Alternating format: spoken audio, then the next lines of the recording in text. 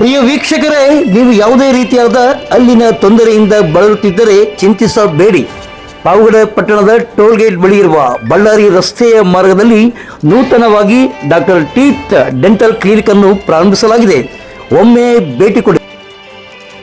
Sir ನಮಸ್ಕಾರ. ನಿಮ್ಮ ಒಂದು ಡೆಂಟಲ್ ಕ್ಲಿನಿಕಲ್ಲಿ ಯಾವ ರೀತಿಯಾದಂಥ ಚಿಕಿತ್ಸೆಗಳನ್ನು ನೀವು ಕೊಡ್ತಾ ಇದ್ದೀರಾ ಅಂತ?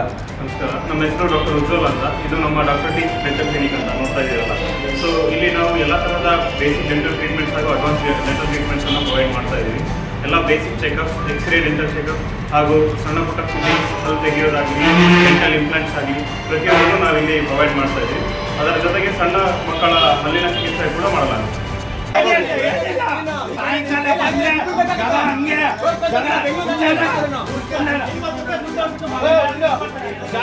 ಬರೋದು ಕಮ್ಮಿ ಆಗುತ್ತೆ.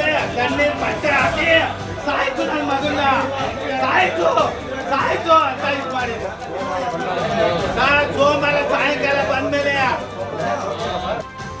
ವೈದ್ಯರ ನಿರ್ಲಕ್ಷ್ಯದಿಂದನೇ ನನ್ನ ಪುತ್ರ ಸಾವನ್ನಪ್ಪಿದ್ದಾನೆ ಎಂದು ಪಾವಗಡ ಪಟ್ಟಣದ ಹರಿಕುಮಾರ್ ಎಂಬ ಪೋಷಕ ಆರೋಪಿಸಿದ್ದಾನೆ.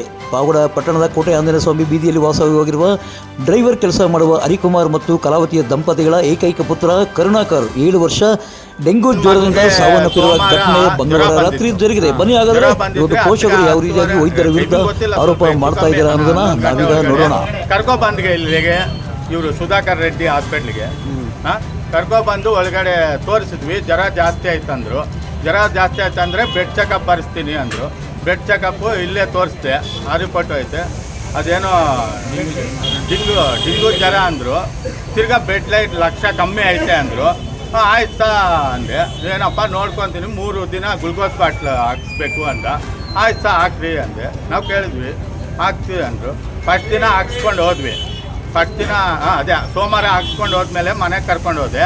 ಫುಲ್ಲು ಹುಡುಗನಿಗೆ 5:30 ಆದರೂ ಜ್ವರ ಜಾಸ್ತಿ ಆಗಿತ್ತು. ಮೈ ಕಣ್ಣು ಎಲ್ಲ ಫುಲ್ಲು ಕೆಂಪಿಗೆ ಆಗ್ತಾ ಇದ್ದಾನೆ. ಬಂದೆ 5 ಗಂಟೆಗೆ ನಾನು ಸೋಮವಾರನೇ ಬಂದು ಕೇಳಿದರೆ ಹೊರಗಡೆ ಕರ್ಕೊಂಡು, ಏನಪ್ಪ ಇದು ಡೆಂಗು ಜ್ವರ ಜಲ್ದಿ ಇದಾಗಲ್ಲ ಅಂದ. ಆಯ್ತಂತ ತಣ್ಣೀರು ಬಟ್ಟೆ ಹಾಕ್ಬಿಟ್ಟು ಇದು ಮಾಡ್ಕೊ ಅಂದ. ಮಾಡ್ಕೊಂಡ್ವಿ. ಬೆಳಿಗ್ಗೆ ಅವನಿಗೆ 6:30-7 ಗಂಟೆಗೆ ಫುಲ್ ಥಂಡಿ ಆಗಿದ್ದಾನೆ. ಮನುಷ್ಯನೇ ಕೂಲ್ಡ್ ಆದರೆ ಏನಾಯಿತು, ಹಂಗೂ ಹಿಂಗೆ ಇದ್ದ ಪಾಪ. ಅವನು ಸ್ವಲ್ಪ ಗಟ್ಟಿಯಾಗೇ ಇದ್ದ.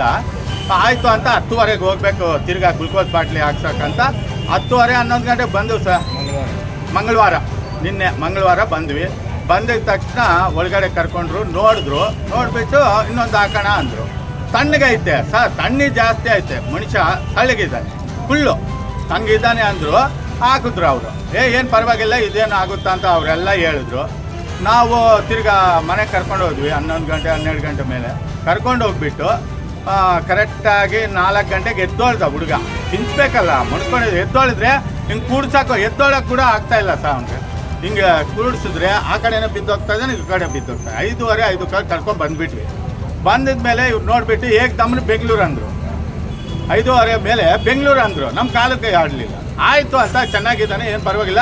ಗಾಂಧಿ ಅದ್ಯಾವುದು ಅಲ್ಲ ಗಾಂಧಿ ಇದು ಬೆಂಗಳೂರಲ್ಲಿ ಅದು ಏನು ಹೆಸರು, ಸಂಜಯ್ ಗಾಂಧಿ ಮಕ್ಕಳ ಆಸ್ಪತ್ರೆಗೆ ಇಮಿಡಿಯೇಟ್ ಹೋಗಿ ಜಲ್ದಿ ಕರ್ಕೊಂಡು ಹೋದ್ರೆ ಯಾವ್ದು ಚೆನ್ನಾಗಿ ನೋಡ್ತಾರೆ ಅಂದರು. ಆಯ್ತಾ ಅಂತ ನಾನು ಹೆಣ್ತೀನಿ ಈ ಕಡೆ ಬಂದು, ನಾನು ಹೆಣ್ತೀನಿ ಆಟೋದಲ್ಲಿ ಕಳಿಸಿ, ನಮ್ಮ ಓನರು ಇದ್ದ ನೋಡ್ಕೊತಾ ಇದ್ದ, ಕಳಿಸಿ ಮನೆ ಹತ್ರ ಕಳಿಸೋ ಅಷ್ಟೊತ್ತಿಗೆ ಈ ಕಡೆ ಬಂದು ಹಂಗೆ ಒಳಗಡೆಗೆ ಹೋದ್ರೆ ಮಗು ಆವಾಗಲೇ ಬೆಕ್ಕಳು ತಗೊತಾ ಇದ್ದೆ. ನೋಡಿ ಸಾ ಅಂದರೆ ಇಮ್ಮಿಡಿಯೇಟ್ಲಿ ಇಲ್ಲಪ್ಪ ಇಲ್ಲಿ ಹೋಗಿ ಇದು ಎಮ್ ಎಸ್ ಅಲ್ಲ MAG ಅವರು MS ಡಾಕ್ಟ್ರ್ ಹತ್ರಕ್ಕೆ ಹೋಗಿ, ಮಕ್ಕಳ ಡಾಕ್ಟ್ರ್ ಹತ್ರಕ್ಕೆ. ಏನು ನೀವು ಮಾಡಿದ್ರೆ ಅನ್ನೋದ್ರೆ ಅವ್ರ ಹತ್ರ ಕಾರ್ಯಕರ್ತರು ಅವರು ಆಟೋ ನಿಲ್ಸಿದ್ರು ಹೊರಗಡೆ. ನನಗೆ ನಮ್ಮ ಮಗನ ಎತ್ಕೊ ಬಂದರು. ಈಗ ಇಲ್ಲಿ ಬಂದು ನನ್ನ ಜೊತೆಯಲ್ಲಿ ಇದ್ದಿದ್ದು ಈಗ ಬಾಬಾ ಈಗ ಈ ಹುಡುಗ ಒಬ್ಬನು ಆಟೋದಲ್ಲಿ ನಮ್ಮನ್ನು ಕಳಿಸ್ಬಿಟ್ಟು ಸಹಾಯ ಮಾಡಿದ್ದು ಈ ಹುಡುಗ. ಇಲ್ಲಿಂದ ಅವರೇ ಬಂದು ಕೂಡಿಸ್ಬಿಟ್ಟು ಆಟೋದಲ್ಲಿ ಹಾಕೊಂಡು ಹೋಗುವ ಅಂದ್ರು. ಡಾಕ್ಟ್ರ್ ಅಲ್ಲ, ಅಷ್ಟೆಂಟ್ ಇದ್ದಾರಲ್ಲ ಅವರೇ ಆಟೋ ನಿಲ್ಸಿದ್ದವ್ರೆ. ಜಲ್ದಿ ಆಟೋ ನಿಲ್ಸು, ನೀನು ಕೇಳಬೇಡ ನಿಲ್ಸಪ್ಪ. ಕರ್ಕೊಬಂದಿದ್ದವ್ರೆ. ಇಲ್ಲಿಂದ ನಾನು ಆ ಹುಡುಗನ ಹಾಕ್ಕೊಂಡು ಹೋಗಿದ್ದು. ಅಲ್ಲಿಗೆ ಹೋದ್ರೆ ಗಂಟೆ ನೋಡಿದ್ರು, ಅಪ್ಪ ಇಲ್ಲ, ಹುಡುಗ ಇಲ್ಲ, ಅಷ್ಟೇ ತಾನು ಹೇಳ್ತಿದ್ದೆ. ಇನ್ನು ಪೋಷಕರ ಆರೋಪಕ್ಕೆ ವೈದ್ಯರಾದ ಸುಧಾಕರ್ ರೆಡ್ಡಿಯವರು ಏನು ಹೇಳಿದ್ದಾರೆ ಅನ್ನೋದನ್ನ ಕೇಳಿ. ಚಿಕಿತ್ಸೆ ಕೊಟ್ಟಿಲ್ಲ ಅಂತ ಹೇಳ್ಬಿಟ್ಟು ಮತ್ತೆ ಕೊನೆ ಕ್ಷಣದಲ್ಲಿ ನೀವು ಬೇರೆ ಆಸ್ಪತ್ರೆಗೆ ಸಾಗಾಕಿದ್ದೀರಾ, ಅದರಿಂದನೇ ನಮ್ಮ ಮಗು ಡೆತ್ ಆಗಿದೆ ಅಂತ ಆರೋಪ ಅವ್ರ ಪೋಷಕರದು. ನೀವೇನು ಹೇಳ್ತೀರಾ ಈಗ? ಇಲ್ಲ, ನಾನು ಬೆಳಿಗ್ಗೆ ಮಧ್ಯೆ ಬಂದಾಗಲೇ ಡೆಂಗು ಜ್ವರ ಇದ್ದು. ಪೇಟೆಂಟ್ ಕಮ್ಮಿ ಆಗ್ತಾ ಇದೆ. ಬೆಂಗಳೂರಿಗೆ ನಿಮ್ಗೆ ಅನುಕೂಲ ಇದ್ದರೆ ಬೆಂಗಳೂರು ಹೋಗಿ ಅಂತ ಹೇಳ್ಬಿಟ್ಟು ನಾನು ಫಸ್ಟ್ ದಿನ ಹೇಳಿದೆ. ಇಲ್ಲ ಸರ್ ನಮ್ಗೆ ಆಗಲ್ಲ, ನೀವೇ ನೋಡಿ ಅಂದರು. ಫಸ್ಟ್ ದಿವಸ ನೋಡಿದೆ. ಸೆಕೆಂಡ್ ದಿವಸ ಬಂದಾಗ ನಿನ್ನೆ ಬ್ಲಡ್ ಟೆಸ್ಟ್ ಮಾಡಿಸ್ಬೇಕು ಅಂತ ಹೇಳಿದೆ. ಫಸ್ಟ್ ದಿವಸ ಬಂದಾಗಲೂ ಬ್ಲಡ್ ಟೆಸ್ಟ್ ಅವ್ರ ಹತ್ರ ದುಡ್ಡು ಇರಲಿಲ್ಲ. ಏನೋ ಕನ್ಸೆಷನ್ ಮಾಡಿ ಮಾಡಪ್ಪ ಅಂತ ಹೇಳ್ಬಿಟ್ಟು ನಮ್ಮ ಲ್ಯಾಬ್ ಅವ್ರಿಗೆ ಹೇಳಿ ಕನ್ಸೆಷನ್ ಮಾಡಿಸಿದೆ. ನಿನ್ನೆ ಬಂದರು. ನಿನ್ನೆ ಬಂದಾಗಲೂ ಬ್ಲಡ್ ಟೆಸ್ಟ್ ಮಾಡಿಸಿ ಬ್ಲಡ್ ಟ್ರೀಟ್ಮೆಂಟ್ ಎಷ್ಟಿದೆ ಅಂತ ನೋಡಬೇಕು ಅಂತ ಹೇಳ್ಬಿಟ್ಟು ನಾನು ತುಂಬ ಇನ್ಸಿಸ್ಟ್ ಮಾಡಿ ಹೇಳಿದೆ.